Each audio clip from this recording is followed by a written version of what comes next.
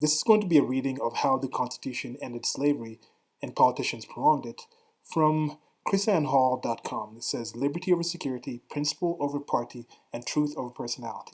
I haven't read this article yet, but this is my first time reading it. Part of why I'm reading this is because I think most problems in the world exist because of how we define X and not because of what X actually is. And I think this applies to a lot of things. How do people think about the US Constitution? Most Americans, most people in the world, do they understand what it's about?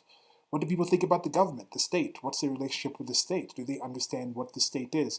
When they have a problem, they say, okay, we need the state to do this. When they look in the past and say, we need to support the state because the state did this. We need to vote for this person because they did this. We as a group have been looked out for by this institution, so we need more of this institution. Are they correct? How much do we understand these things? And when it comes to something like slavery, how do we actually understand slavery? Why was it okay to have slaves? What were we defining slaves as? What were we defining those people as? Were we defining them as human beings?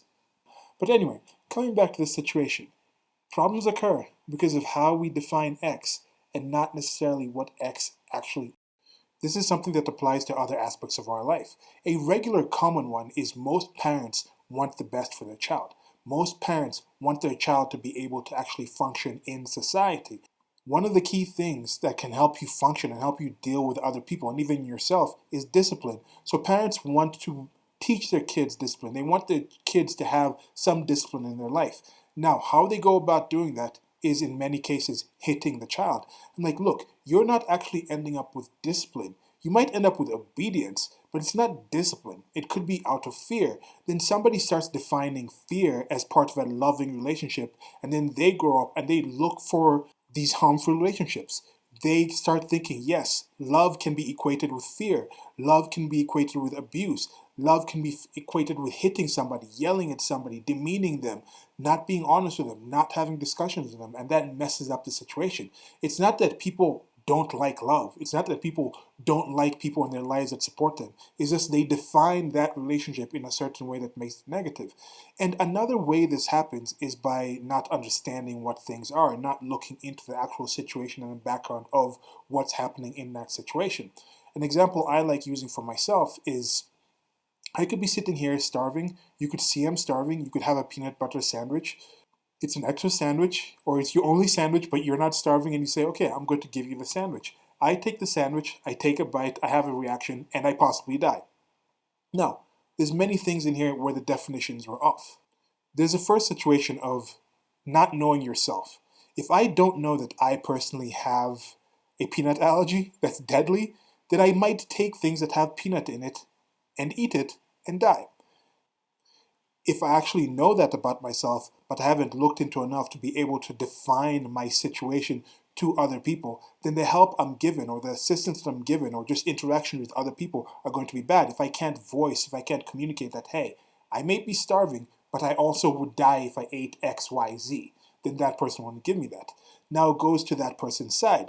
That person might not have actually understood that I would actually be killed by what they're trying to do. They're trying to help me, but then what they give me could kill me. Now that goes back to another thing. They could look into, oh, do you have any allergies?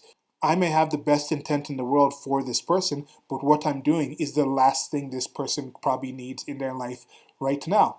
That could be something that's, if we just define the situation and we're like, we both understand there's a hungry person and we both understand taking some food stops the hunger, but if we don't define the person, we don't define what is actually positive, what is actually a way to actually stop hunger, what is the actual thing about the hunger itself. It's not necessarily just not having anything in your stomach, it's not having anything nutritional in your stomach. And then you go into like, what is nutrition, what is positive, what is negative. Anyway, so now we're going to talk about this one. This is an article by Chris Ann Hall. It's Liberty Over Security, Principle Over Party, and Truth Over Personality. This is a website, seems to be libertarian leaning. I'm going to read this article, and this is something, it's the Constitution. The American Constitution is something that I don't think people understand that well. They don't really seem to understand what it's about. Slavery itself, When people start saying, oh, we're modern day slaves, what do people mean when they say that? When celebrities say, or athletes say, oh, we're slaves. The NFL, the National Football League, is a modern day slavery situation. When I'm talking about things like the school, I'm like, oh, this is this modern day slavery, putting kids in school. How are we defining slavery? When slavery existed itself, this chattel slavery in the United States of America and other places in the world, and still exists now, how was that done? How were people defining those individuals in that? How are they defining that interaction? When it's in the Bible and they're talking about, oh, if you hit your slave and your slave can see or doesn't die, then it's okay. How are they defining that situation? Who was defining that as something to do because the Bible said it?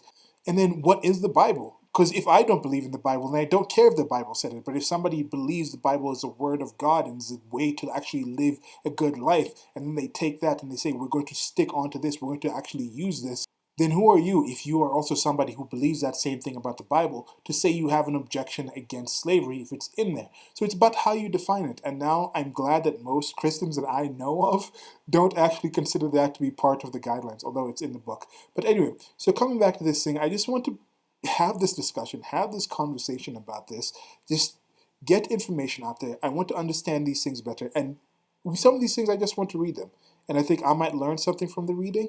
You might learn something from the reading. I haven't read this before, but I get these articles and I think, okay, this is going to be kind of important. I think I'm actually going to gain something from this. So I think this will give people a better understanding to why the government is the way the government is, why the state is the way the state is, what is the history about Black Americans in the United States of America, why are some people actually, oh, we need the government to do this. Why do some people think that the government is the one that actually saved them from certain things when I'm like, hey, the state itself actually is what maintains some of these institutions. Maybe we should think about less state and not more state for some of these things and just try to help people. And anyway, getting into the reading. So, while defending the Constitution, I am met often with two questions. One, if the founders were so great, and the Constitution such a great document, why did it preserve slavery? Two, why did the Constitution treat black people as 3/5 of a person? To understand the truth, we start with some basics. Slavery was an imposition placed upon the colonists by Great Britain. Colonel, or is it Colonel? I don't know. C-O-L. Is it Colonel or Colonel? Colonel. Colonel George Mason describes this source as its problem during the Federal Convention on 22nd August of 1787.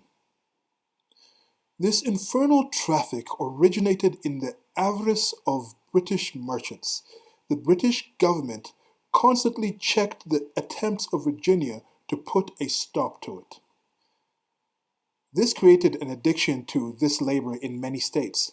Judge Pendleton observed during the debate in South Carolina House of Representatives in 1788 that only 3 states, Georgia, South Carolina, and North Carolina, allowed the importation of Negroes. Virginia has had a clause in her constitution for this purpose, and Maryland, he believed, even before the war, prohibited them. However, James Madison also pointed out during the debate in the Virginia Ratifying Convention of 15th June 1788 that there were even a few slaves in New York, New Jersey, and Connecticut. These states would probably oppose any attempts to annihilate slavery. How could the states overcome their differences on this subject and agree on enough to form a union?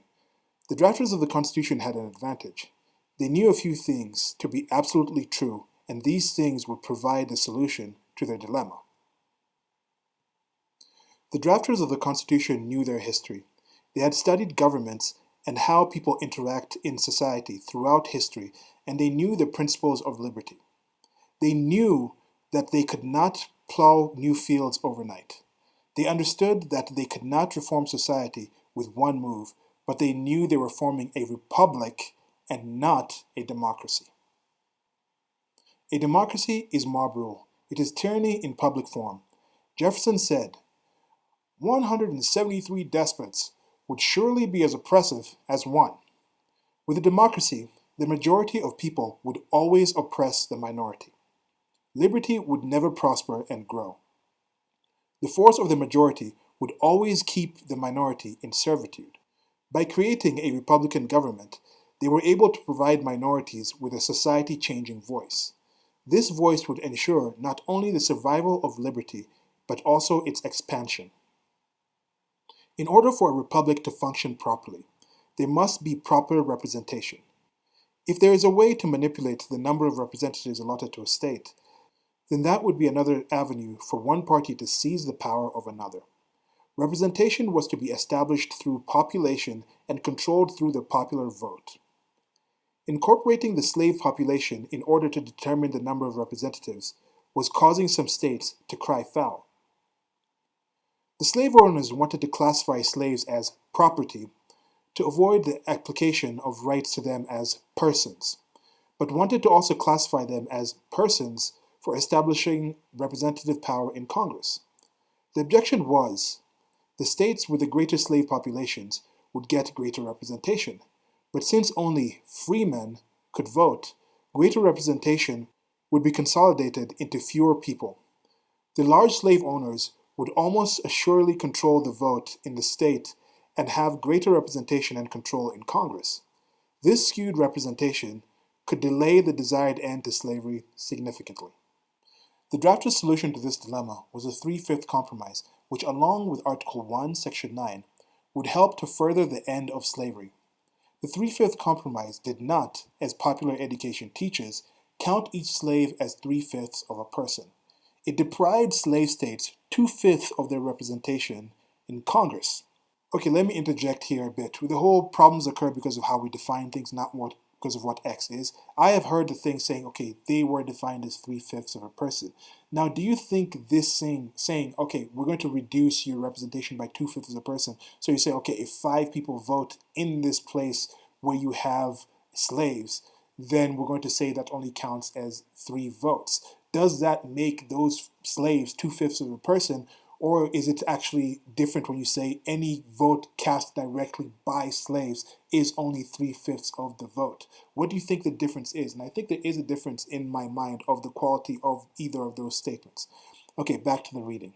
This created a powerful incentive to end slavery legislatively. Slave states would have a reduced representative power in Congress, and the free states would have an increased representative power. This would not only ensure that the slave states could not overpower the free states in Congress, but also would act as an incentive for the people of the slave states to demand their government free the slaves to obtain the full potential of their representative power. The 3/5 compromise did not make black men 3/5 of the person, but ensured that their true power to end slavery would come through the will of the people over their government. Former slave and famous abolitionist Frederick Douglass made this very point in an 1860 speech in Glasgow, Scotland. I answer, it is a downright disability laid upon the slave-holding states, one which deprives those states of 2/5 of their natural basis for representation. A black man in a free state is worth just 2/5 more than a black man in a slave state, as a basis of political power under the Constitution. Therefore, instead of encouraging slavery, the Constitution encourages freedom by giving an increase of 2/5 of the political power to free over slave states. So much for the 3/5 clause. Taking it at its worst, it still leans to freedom, not slavery. For, be it remembered that the Constitution nowhere forbids a colored man to vote. A second constitutional mechanism to end slavery was the sunset provision incorporated into the Constitution, Article 1, Section 9, a provision that would provide the means to end slavery in 1808 by putting an end to the importation of slaves once and for all. The migration or importation of such persons as any of the states now existing shall think fit to admit shall not be prohibited by the Congress prior to the year 1808, but a tax or duty may be imposed on such importation not exceeding $10 for each person. The framers understood that the end of the slave trade would bring about the end of slavery, stop the flow of slaves, and the trade that George Mason called diabolical and disgraceful, and Patrick Henry called a lamentable evil, will be extirpated. They believed the abolition of the slave trade equaled the abolition of slavery as a whole. Men at that time, both in England and in America, looked upon the slave trade as the life of slavery. The abolition of the slave trade was supposed to be the certain death of slavery. Cut off the stream, and the pond will dry up, was the common notion at the time. That was by Frederick Douglass. The final guarantee to the end of slavery our drafters secured came through the ratification of the Constitution. If these slave states refused to join the Union, the trade of slaves on the American continent, and by the very neighbors of the Union, would go on forever. However, if the slave states wanted to be part of the Union, if they wanted to participate in the benefits of the Union, they would have to agree to all the provisions that would disadvantage the use of slaves and ultimately destroy the trade altogether. Justice James Iredell stated during the debate in North Carolina ratifying convention of 26 July 1788, "It was the wish of a great majority of the convention to put an end to slavery immediately, but the states of South Carolina and Georgia will not agree to it. Consider then what would be the difference between our present situation in this respect if we do not agree to the Constitution, and what it will be if we do not agree to it. If we do not agree to it, do we remedy the evil? No, sir, we do not. For if the Constitution be not adopted, it will be in the power of every state to continue it forever. They may not abolish it at their discretion. But if we adopt the Constitution, the trade must cease after 20 years, if Congress declares so, whether particular states please so or do not. Surely, then, we can gain by it." This was the utmost that could be obtained. I heartily wish more could have been done.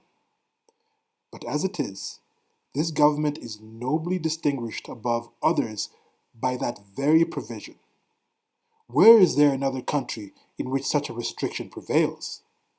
We, therefore, sir, set an example of humanity by providing for the abolition of this inhuman traffic, though at a distant period. The framers knew that by creating the Union, they would ensure the survival of liberty, without the Union establishing a government on the principles that all men are created equal and endowed by their Creator with certain unalienable right, would likely fail. James Madison spoke of this fear during the 1788 ratifying convention. "Great as the evil is, a dismemberment of the Union would be even worse. If those states should disunite from the other states for not indulging them in their temporary continuance with this traffic, they might solicit and obtain aid from foreign powers." The drafters of the Constitution also understood through the establishment of the Republic that they would guarantee the minority populations a society-changing voice.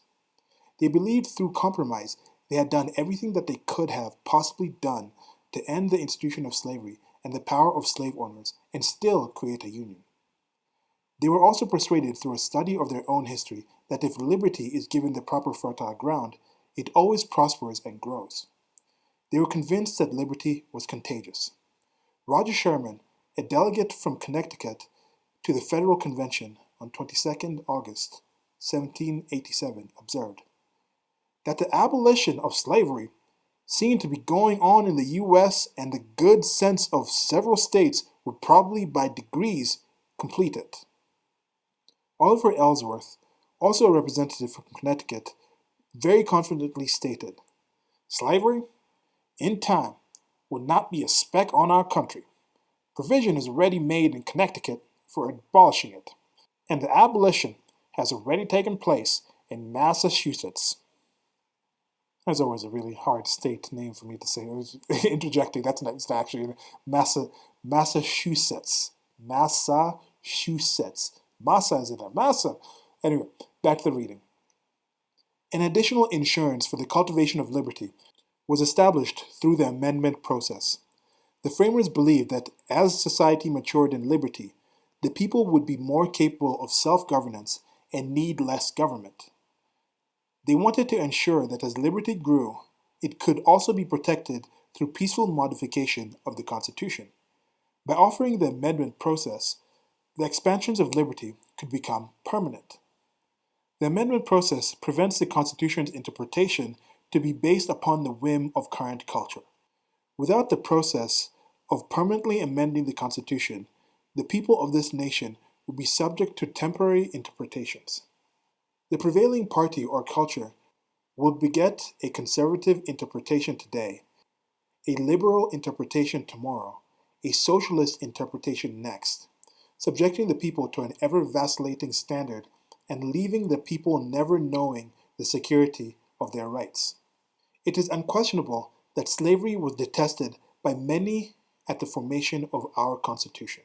Only revisionists are served by denying this truth.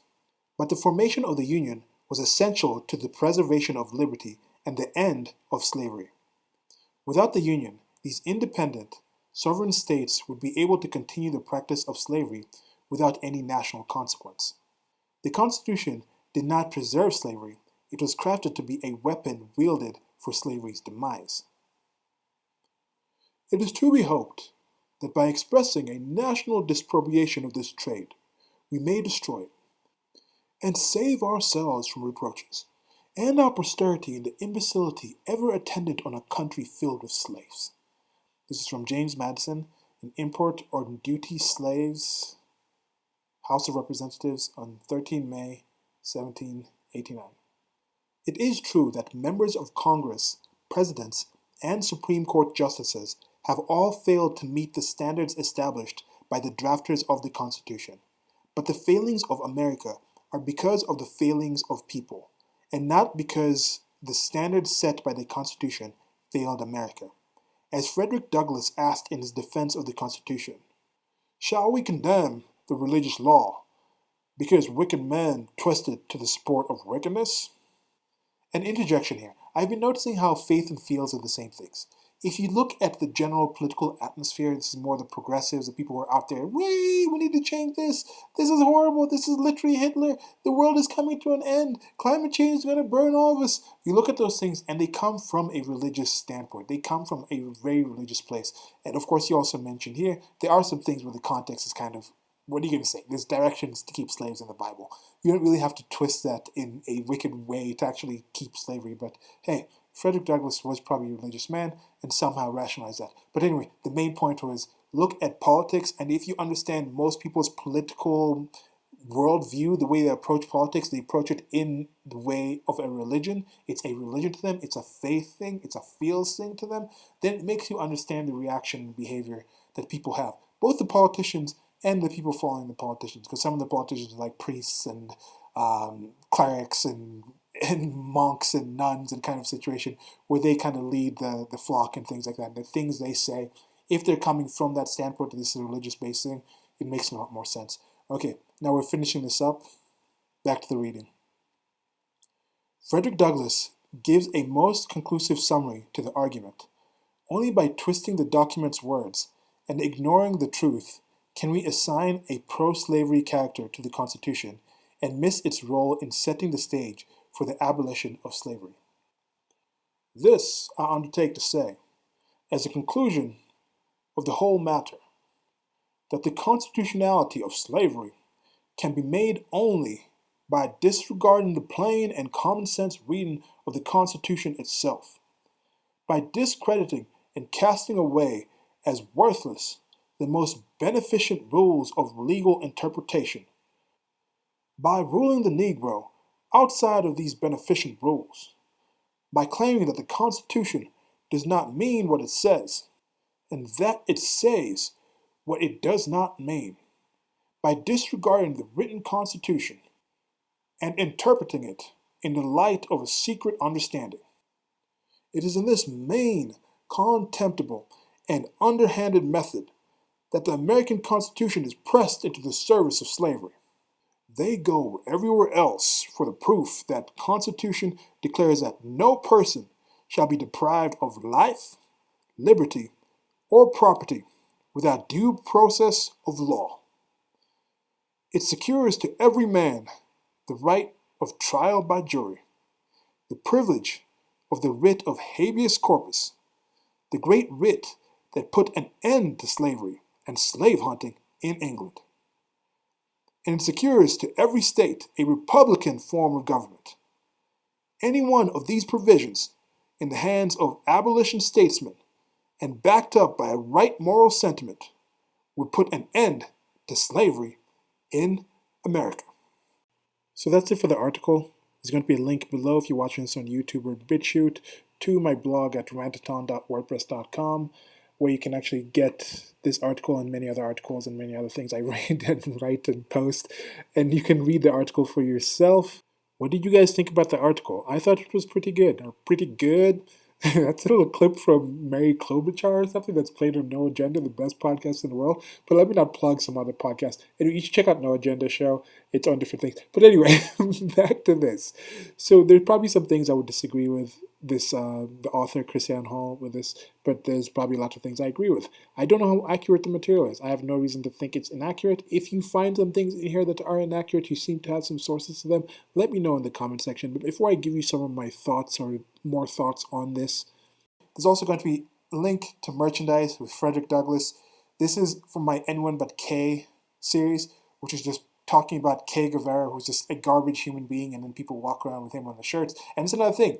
People don't define things right. I don't think people actually understand who Che Guevara was, how he actually killed people, how he actually hated homosexual people, what he supported. People don't really understand what socialism is. Like, they take this as a religion. Most people, most Christians, in my opinion, haven't really read the Bible that I met. And if I talk to them about things in the Bible, like, that's not in the Bible. I'm like, yeah, that's in the Bible. Or you ask them about something, oh, that's in the Bible. No, that's not in the Bible.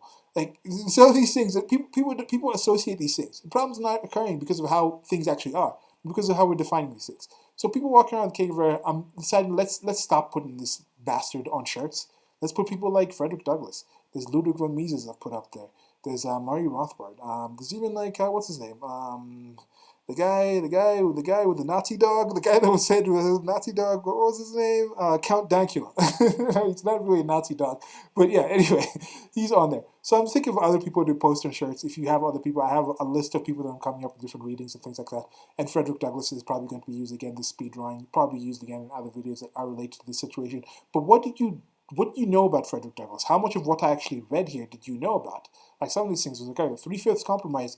I went to school in the United States of America. I was taught that it made black men 3/5 of the person. But here is Frederick Douglass, one of the great historical African-American black men. And he actually come out and he's like, this is how I read it. And I don't disagree with how he's reading it. And I see how it works. And with politics, I am an anarcho-capitalist. Anarchist is another thing. Most people define anarchy as a different thing. But anyway, so with that situation, I look at the government and I realize I am not the person who actually thinks, oh, we can just turn off the state today. I understand it relies on a monopoly of force in an area. But politics is about the possible, not what actually can be done. Like, you can't just go out there and be like, we're going to do it this way. Maybe they did. I don't know what kind of world turns out if they're just like, no, we're going to be the ones without slaves. Then you have, 5 or 6 of the states that don't have slaves, don't allow, they cause a union, and then the other slaves are not in the union, and then those slaves, like I said, get the foreign interference. Maybe now the British government comes in, and they support those places because there's actually money going on in the slave trade. That kind of situation, what happens in that situation? What happens? What goes on? Do those people have higher claim to it? Does the church stay with those people because, hey, it's actually in the Bible and we're actually supporting this? Because people say that, yeah, the Christians and the British came out and they're the ones who actually stopped slavery. Well, I think one of the places it started is in the United States of America, which is part of the reason I'm thinking, like, I wouldn't mind being American. If we have to have a state, if I have to be part of a state, and that's how it is right now, might as well be in one that has the potentiality to have this much liberty. And other countries are starting to absorb some things with constitutions, some of these ideas. But anyway, coming back to the thing I was saying, trying to finish up was, yes, the British Empire did expend some time and money in abolishing the slave trade. But this started in the United States of America. That grew out there. Christians also were doing that. But for a majority of the slave trade, the British Empire was still doing it. They prevented the Americans from stopping it when the Americans wanted to. The Christians were still doing it. Christian countries and the churches and people in power were still supporting it. So that these things, look back in history, we can understand the world in a different way. And I think we can come a better understanding to the way things are. So anyway, that's it for now. Like, share, and subscribe. Links below to the merchandise store. You can check that out. And till next video, goodbye.